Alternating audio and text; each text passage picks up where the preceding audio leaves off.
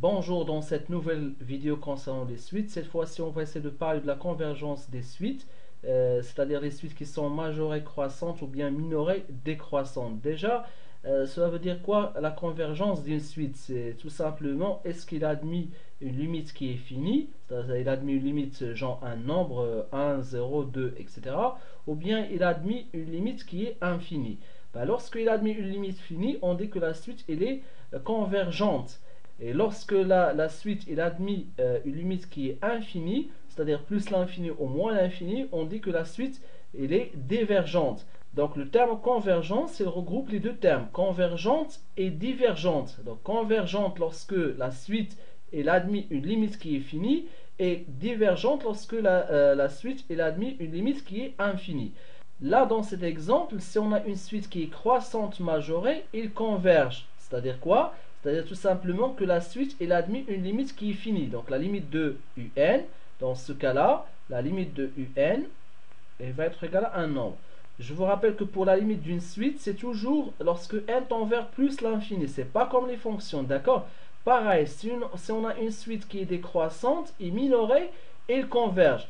Déjà, on va essayer d'expliquer tout ça, d'accord? Donc une suite qui est croissante, cela veut dire qu'il faut que un plus 1 doit être supérieur à un.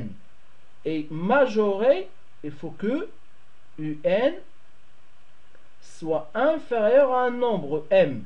Donc si on a ces deux conditions-là, on pourra conclure que la suite elle converge vers une limite finie. Pareil, donc si on a une suite qui est décroissante, donc un plus 1 doit être inférieur ou égal à un. Dans ce cas-là, on pourra conclure que la suite est décroissante. Et la suite, elle est minorée. Cela veut dire que un est supérieur ou égal à m. D'une manière graphique, la première partie, donc la suite, elle est croissante. Donc là, elle est croissante, mais quand même, elle est majorée. Majorée, c'est-à-dire, elle a admis, d'accord? C'est-à-dire que cette suite-là, elle ne va jamais atteindre plus l'infini, car tout simplement, elle est limitée par un nombre, ce qu'on appelle le majorant de cette suite. Dans le second cas, là c'est le grand M, d'accord? Bien sûr, lorsque la suite elle est croissante, il est majoré par un M, il n'est pas forcément, sa limite, ça ne peut pas être forcément le grand M. Mais ce qui est sûr et certain, c'est qu'il admet une limite, L, qui sera inférieure ou égale à grand M. Pareil, donc pour une suite qui est décroissante, donc s'il est décroissante, il est minoré, c'est-à-dire donc là, le petit m. Là, on est sûr et certain que la suite ne va jamais aller jusqu'à moins l'infini. Il va admettre tout simplement une limite qui est finie L. Bien sûr, ce L là, il va être supérieur, mais il peut être égal à le M. D'accord? Et si on a une suite, là c'est le troisième point, si on a une suite qui est croissante, voire décroissante, donc si elle est croissante non majorée ou bien décroissante non minorée, cela veut dire qu'il est forcément divergente. Pour le premier cas, il sera divergente vers plus l'infini, sinon il diverge vers moins l'infini. D'accord? Donc on va essayer de mettre tout ça en application dans un exercice. Soit la suite un définie par u0 égale à 4 et un plus 1 égale à la racine carrée de un pour tout n appartient à n. Première partie de cet exercice, il fallait montrer que un plus 1 est comprise entre 1 et un pour tout n appartient à n. Et après, on doit en déduire si la suite elle est convergente ou bien divergente. Bien sûr, là, on doit en déduire que la suite elle est convergente. C'est parti. Donc, pour la première partie de la question, on va démontrer que un plus 1 est comprise entre 1 et un. Pour cela, on doit utiliser ce qu'on appelle un raisonnement par récurrence. D'accord? Donc, soit la propriété un plus 1 comprise entre 1 et un. Je vous rappelle que pour la démonstration par récurrence, ça va se passer en 3 étapes. Première étape, c'est l'initialisation. On doit vérifier que la propriété est vraie pour le premier terme, c'est-à-dire pour n égale à 0. Bien sûr, car ici, tout simplement, n il appartient à n. Sinon, on doit le vérifier pour n égale à 1. Si n il appartient à n étoile, ou bien si n est strictement supérieur à 0. L'initialisation. Donc, on a dit, on doit vérifier que la propriété est vraie pour n égale à 0. D'accord? Donc là, on a déjà U0 égale à 4. Et U1 égale à quoi? U1 égale tout simplement, là je dois remplacer le n par 0. Du coup, j'aurai U1 égale à racine carrée de U0. Et racine carrée de 4 égale à 2. Qu'est-ce qu'on remarque à partir de ça? C'est que U1, elle est comprise entre 1, puisque 2, elle est supérieure à 1, mais elle est plus petite que U0. Donc, la propriété, voilà, donc là, tout simplement, lorsque je remplace le n dans la propriété n par 0, j'aurai U1, et le comprise entre quoi et quoi? Entre U0 et 1. Donc, la propriété est vraie pour n égale à 0. Et on passe directement à la deuxième étape, c'est ce qu'on appelle l'hérédité. Je vous rappelle que pour l'hérédité, on doit supposer que la propriété est vraie pour un certain rang n fixé. On doit le démontrer pour le rang suivant.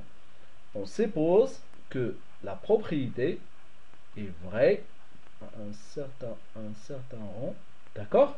Et on montre que la propriété est vraie au rang n plus 1. C'est-à-dire, donc, je dois démontrer que un, le rang plus 1, je dois démontrer que un plus 2 est comprise entre 1 et un plus 1. Ça, c'est ce que je dois démontrer. Bien sûr, pour démontrer ça, je dois utiliser ce que je supposé vrai, c'est-à-dire l'hypothèse. On a supposé quoi? On a supposé que un plus 1, elle est comprise entre 1 et un. Je vous rappelle que un plus 1, ça c'est dans les données, est égal à racine carrée de un. Donc si je veux le un plus 2, bah, il est égal tout simplement à la racine carrée de un plus 1. D'accord? Ça c'est juste là une remarque. Là, pour passer de un plus 1 à un plus 2, je dois tout simplement mettre la racine. Donc là, on va mettre la racine carrée de 1, ça fait 1. Pareil, on doit mettre la racine ici, un plus 1, et la racine carrée de un. Pourquoi j'ai pas changé le sens de l'inégalité? Car tout simplement la fonction racine carrée de x, elle est croissante sur 0 plus l'infini, bien sûr. Là, ça va rester toujours 1. Racine carrée de un plus 1, c'est un plus 2. Et la racine carrée de un, c'est un plus 1. Voilà, c'est ce qu'il fallait démontrer. Donc là, il me reste juste là de faire la conclusion. La propriété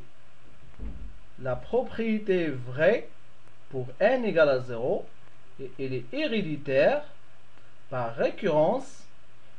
Un plus 1 est comprise entre 1 et un. D'accord?